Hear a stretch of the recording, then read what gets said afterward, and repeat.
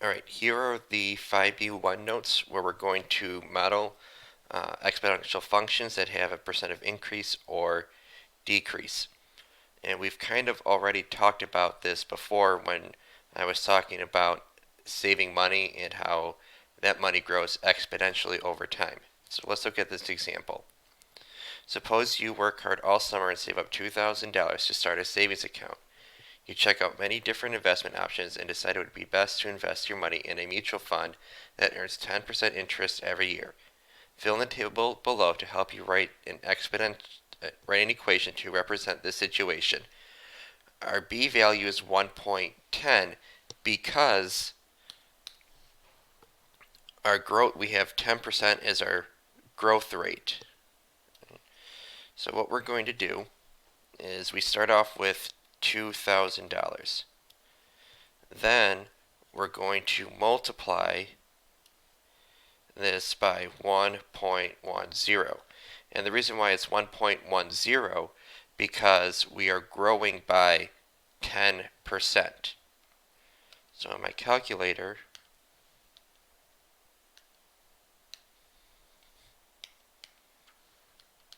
we'll be doing 2,000 times 1.10. And we get 2,200. So after 1 year, we have that amount of money. Then we multiply by 1.10 again. And actually, times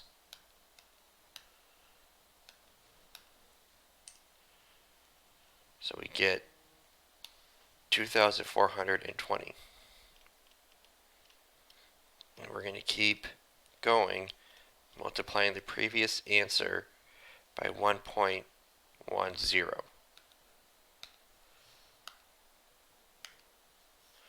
So 2,622.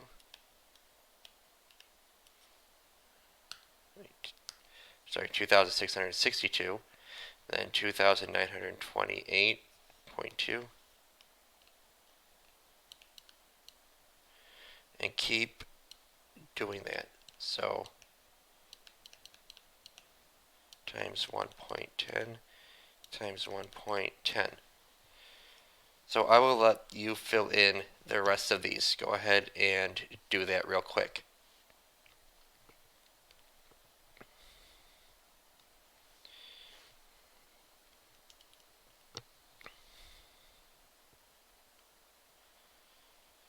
Alright, now we're going to write an equation. So remember our equation, y equals a times b to the x power.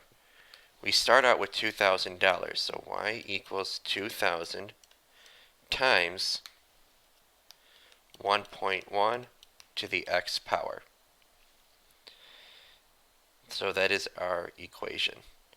Now part B, how much money will be in the account after 15 years? So we will just plug in 15 for x.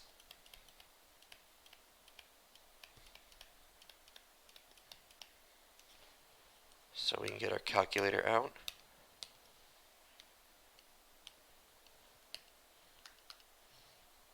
So 2,000 times 1.10 to the 15th power, we will have $8,354.50. $8,354.50. You must have units. So $8,354.50. Now, instead of that mutual fund, instead of using that, let's pretend we place our money in a savings account that only earns 4% annual interest. So it's going to be almost the same equation, except instead of this 1.10, our new b value is 1.04. So y equals 2,000 times 1.04 raised to the 15th power. So we can just go back up here and change this to 0.4. And look at it, it's $3,601.89.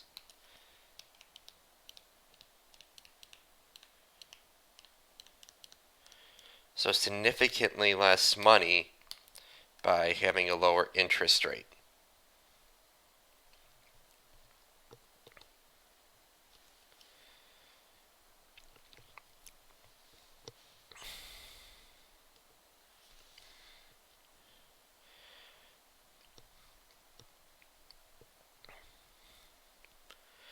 Alright, so we've only talked about our money growing, but your money could also go down by a percentage as well. So the general form for talking about growing or decreasing by a percentage is y equals a, our y-intercept, our starting value, and then in parentheses 1 plus or minus our rate to the t power, where a is our starting amount,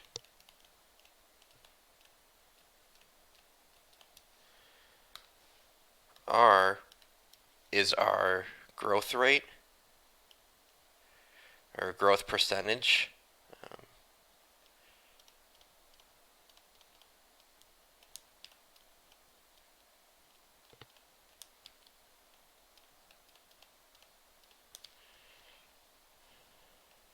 this as a decimal,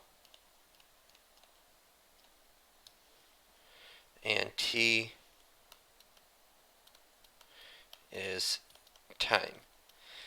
So if we were going down by 10%, it would be minus 0.1 right here. Right here. Okay.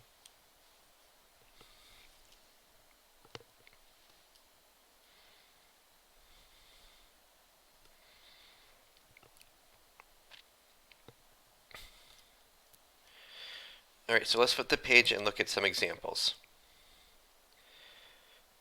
So your grandpa gave you a baseball card that he bought in 1930 for $1.50. He told you that his value would increase by 5% each year. That word increase means that in the formula up here, we are going to be using the plus in the middle. So 1 plus 5%. So write a model. Y equals, it starts out being $1.50 times 1 plus 5% as a decimal is 0.05. Okay, we move the decimal back, move the decimal forward twice. 5% is 0.05. A common mistake is to say 5% is 0.5. 50%,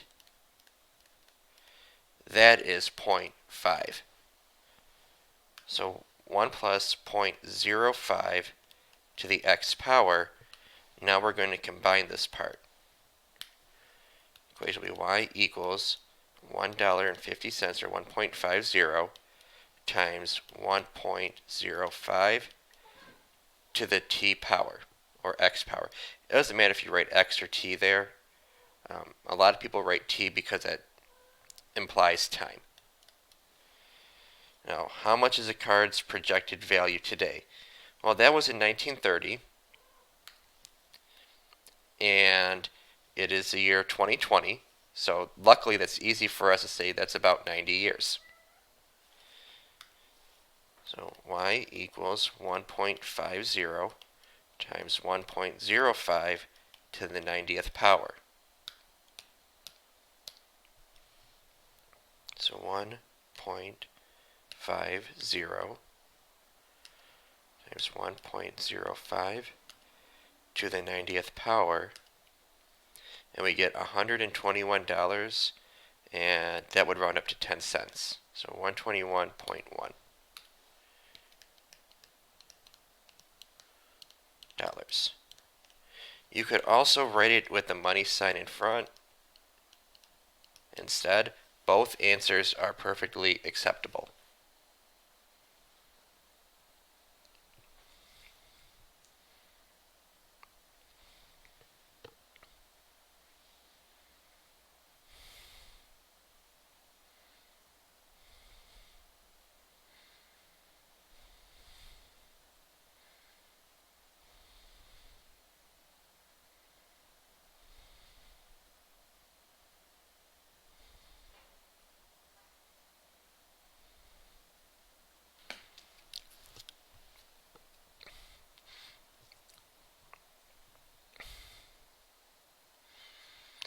All right, our next example, Amelia and Jamal both started ant farms.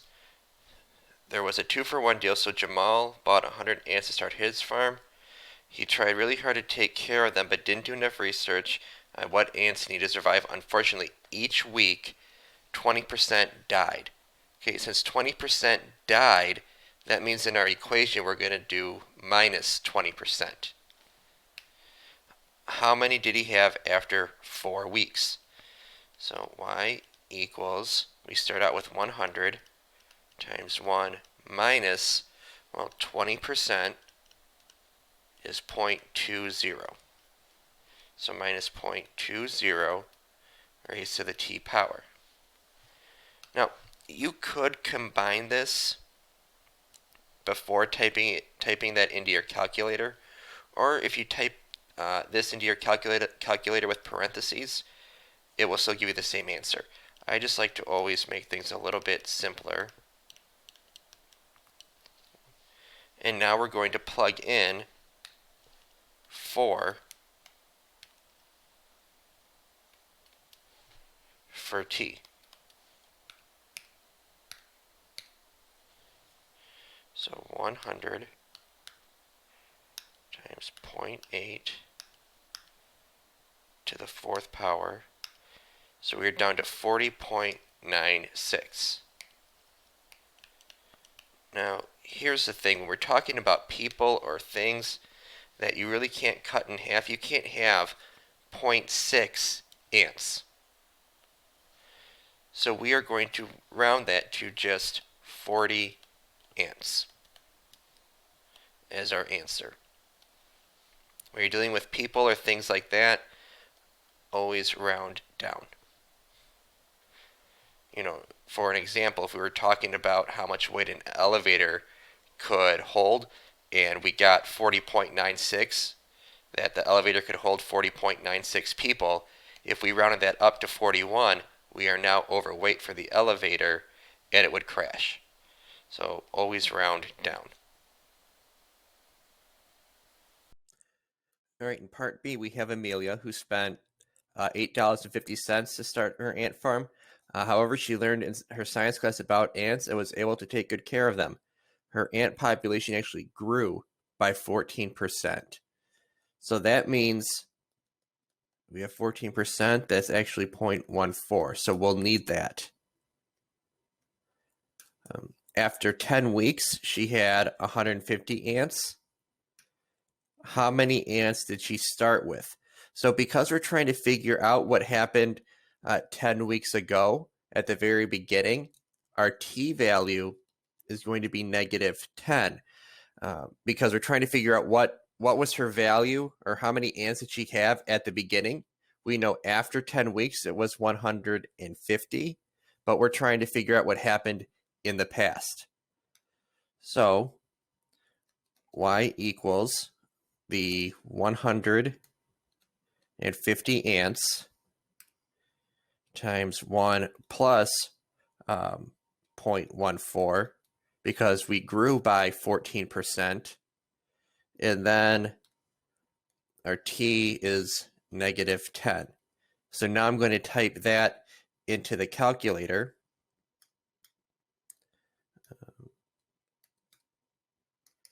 So 150 parentheses 1 plus 0.14 raised exponent and then negative 10. And we get 40.46. Y equals 40.46. And like what we talked about above, when you're talking about people or something, you want to round down. So we had about 40 ants. So the big idea here is that if you're going in the past, you want to make sure your t-value is negative, so you know what happened, in before the problem happened or before the story happened. So I hope that this was clear for you guys and that you're able to differentiate between percent increase, percent decrease, the change there, and whether you're going to have a positive t-value or a negative t-value. So thank you for watching. Make sure to like the video and subscribe.